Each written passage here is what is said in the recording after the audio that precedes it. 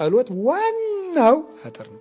ቢሰለቻችሁም ባይጥማችሁም ቢመራችሁም እንቅልፍ ይላችሁም ሐሳባችሁ ቢበተንም ምን ቢልም እንደውም አንዳንድ ጊዜ ደና ውለን ደና ያደርነው ሰዎች የጸሎት መጽሐፉን ስንይዘው ኃጢአቶቻችን ሁሉ እንደ መስታወት ይመጣሉ፣ ይዋጉናል። ዝም ብለን እናንብበው ግድ የላችሁም። የእግዚአብሔር ቃል ቅቤ ነው አይደል የሚሉ አባቶቻችን። ቅቤ ስለ ቅቤ ብትማርም ባትማርም ከተቀባው ምንድነው ያለዝብሃል። ጸሎቱ ቢገባህም ባይገባህም ከጸለይከው ልቡናህን ማለዘቡ ረዴት ማሳደሩ አይቀርም። ስለዚህ እግዚአብሔር ሰዎች እንጸልይ። ዲያብሎስ እጅና እግራችንን ካላሰረ የእኛን ጸጋ መውሰድ አይችልም።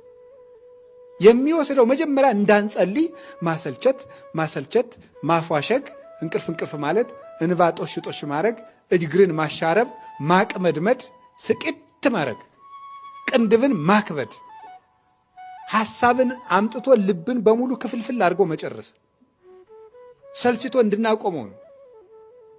አጥሩን አፈረሰ ማለት። ከዚያ በኋላስ እንደፈለገ ሀብታችን እየወሰደ መሸጥ፣ ጸጋችን በሙሉ ማባከን፣ እኛን ማጥፋት ይችላል። ስለዚህ የእግዚአብሔር ሰዎች ከምንም በፊት ለጸሎት ቅድሚያ ነስ። ጸሎት ዋናው አጥር ነው። ቢሰለቻችሁም ባይጥማችሁም ቢመራችሁም እንቅልፍ ይላችሁም ሐሳባችሁ ቢበተንም ምን ቢልም እንደውም አንዳንድ ጊዜ ደና ውለን ደና ያደርነው ሰዎች የጸሎት መጽሐፉን ስንይዘው ኃጢአቶቻችን ሁሉ እንደ መስታወት ይመጣሉ፣ ይዋጉናል። ዝም ብለን እናንብበው ግድ የላችሁም። የእግዚአብሔር ቃል ቅቤ ነው አይደል የሚሉ አባቶቻችን። ቅቤ ስለ ቅቤ ብትማርም ባትማርም ከተቀባው ምንድነው ያለዝብሃል። ጸሎቱ ቢገባህም ባይገባህም ከጸለይከው ልቡናህን ማለዘቡ ረዴት ማሳደሩ አይቀርም። ስለዚህ እግዚአብሔር ሰዎች እንጸልይ። ዲያብሎስ እጅና እግራችንን ካላሰረ የእኛን ጸጋ መውሰድ አይችልም።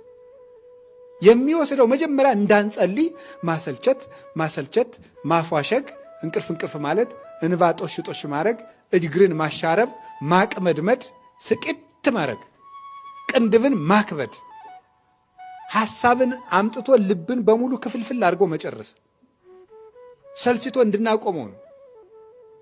አጥሩን አፈረሰ ማለት። ከዚያ በኋላስ እንደፈለገ ሀብታችን እየወሰደ መሸጥ፣ ጸጋችን በሙሉ ማባከን፣ እኛን ማጥፋት ይችላል።